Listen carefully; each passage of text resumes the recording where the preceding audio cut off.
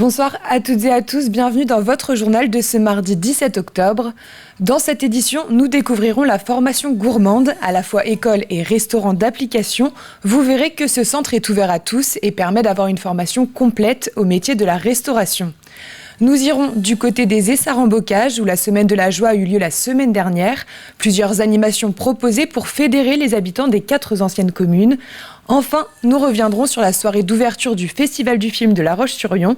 Le film d'Isabelle Brocard, Madame de Sévigné, était présenté en avant-première. Le public a répondu présent. Mais avant cela, l'Île-Dieu a un nouveau maire. Carole Charuot, l'ancienne première adjointe, a été élue à l'issue du conseil municipal hier soir, 21 voix sur 26. Elle succède donc à Bruno Noury, décédé le 24 septembre dernier des suites d'une longue maladie. Il était le maire de l'île depuis 2008. Carole Charuot a déclaré vouloir poursuivre le programme politique qui a pour objectif de maintenir l'île vivante à l'année. On passe à un tout autre sujet et on part à la découverte de la formation gourmande. Cette entreprise basée à Saint-Hermine a une double activité. Elle forme les personnes au métier de la restauration et possède son propre restaurant d'application. Tous les midis, ce sont donc les apprentis cuisiniers qui sont au fourneau et en salle. Ce centre de formation accueille tous les publics, des personnes en reconversion ou bien des personnes en situation de handicap. Un reportage de Cyril Guillet. Donc maintenant, vous avez les tables, le rang 1 et vous avez les tables 2 et 3 qui sont réservées. D'ici quelques minutes, les premiers clients vont pousser la porte de ce restaurant. En salle comme en cuisine, tout le personnel s'affaire pour les derniers préparatifs. Mais ici, il y a une particularité, c'est que les serveurs et les cuisiniers sont des apprenants. Un lieu de formation qui se veut ouvert à tous. On a des personnes en situation de handicap qui viennent à temps partiel pour suivre la formation et qui passeront l'examen quand elles seront prêtes à passer l'examen. On a des personnes en reconversion qui nous sont envoyées par Pôle emploi. Et puis on a des jeunes apprentis aussi au CFA, puisque la formation gourmande est aussi un CFA. Donc on a aussi des jeunes apprentis qui sont en alternance. En ce moment, la structure accueille 12 apprenants. Et à l'heure où le monde de la restauration a du mal à recruter, ici, Audrey Allan a souhaité donner toute leur chance aux personnes atteintes de handicap. On fait le pari qu'en formant des personnes en situation de handicap qui n'étaient actuellement pas sur le marché du travail, on va trouver des solutions donc pour les personnes en situation de handicap qui vont se retrouver en formation puis en entreprise et pour des restaurateurs qui ont peine à recruter du personnel.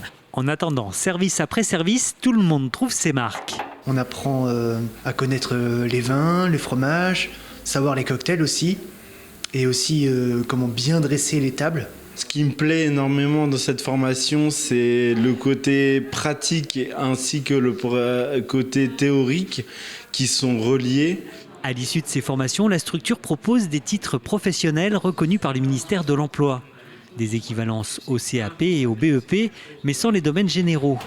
Une aventure humaine qui a déjà été récompensée par 2 fois cette année.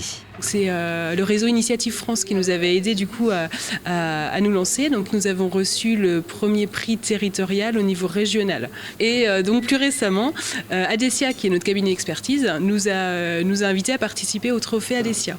Et nous avons reçu le 2e prix. Pour nous, c'est une reconnaissance cette fois-ci du secteur privé. Ce restaurant d'application est ouvert à tous. Ces apprenants seront heureux de vous accueillir tous les midis, du lundi au vendredi.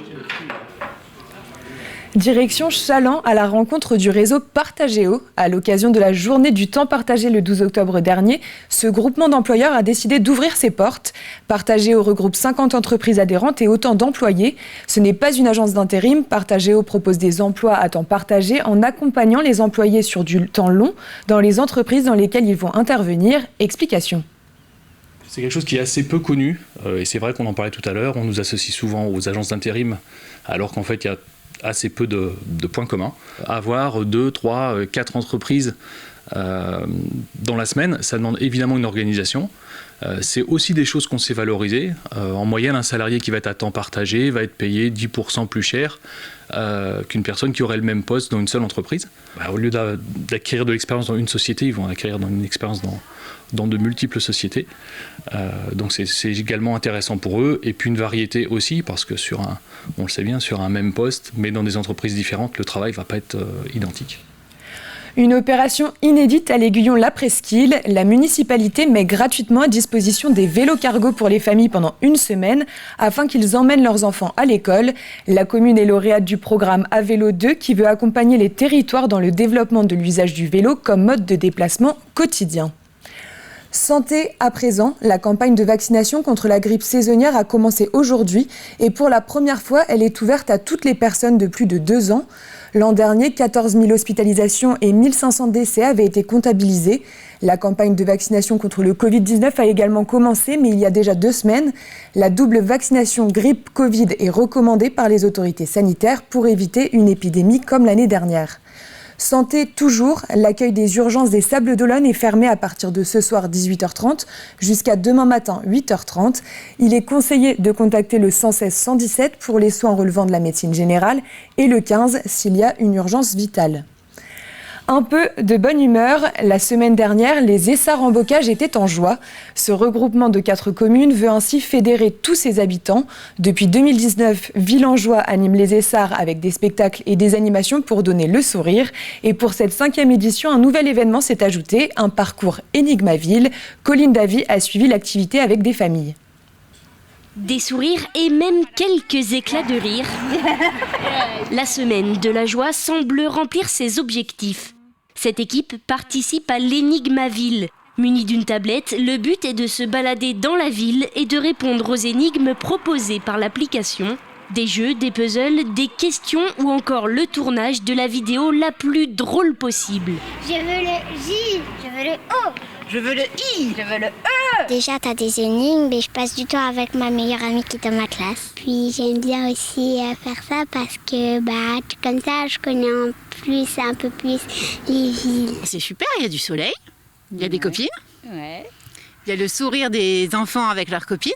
Ouais, et ça permet de découvrir la ville d'une autre manière. Puis entre amis, on va bien rigoler, je pense. En dehors de ce nouvel événement, la ville propose spectacles et autres animations dans les 4 communes déléguées. Si l'objectif de Villenjoie est bien sûr le sourire, le but est aussi de fédérer tous les habitants. C'est tellement agréable de voir un sourire dans la rue. Donc on essaye d'associer aussi les commerçants, les artisans, les entreprises. Les gens sont habitués maintenant. Après, on voit beaucoup dans les réseaux sociaux, les associations ou même les entreprises qui diffusent justement les photos qu'ils ont prises cette semaine-là avec des smileys. Donc c'est assez sympathique. Ça réunit en fait les gens, que ce soit en entreprise, que ce soit dans la rue, que ce soit... Voilà, l'objectif est atteint. Objectif atteint pour les participants du moins. La ville espère maintenant attirer les adolescents, un public moins enclin à se déplacer sur ces événements. La 6e édition sera peut-être la bonne. Et la joie, ça passe parfois par les livres. La Vendée l'a bien compris et offre un bel ouvrage à chaque enfant qui naît dans le département. Renouvelée pour la 3e fois, cette opération appelée Première Page a pour but de développer la lecture, notamment chez les publics empêchés. Les livres sont à récupérer dans les bibliothèques et cette année, c'est le livre Premier Bonheur d'Isabelle Joffre qui a été sélectionné par le jury. Premier Bonheur, c'est un livre heureux qui parle du bonheur avec un grand B à hauteur de tout petit. Et j'ai voulu mettre en parallèle le monde humain et le monde animal pour montrer qu'on soit un petit d'homme ou un petit d'animal, ce sont les mêmes choses qui rendent heureux et qui font que les premières années de vie sont bercées de tendresse, de belles choses et d'amour aussi. Et il s'agit évidemment de Véronique Joffre et non Isabelle. Et on termine ce journal avec l'ouverture du 14e Festival international du film de La Roche-sur-Yon qui a eu lieu hier. Le film Madame de Sévigné était projeté au manège en avant-première en présence de la réalisatrice Isabelle Brocard.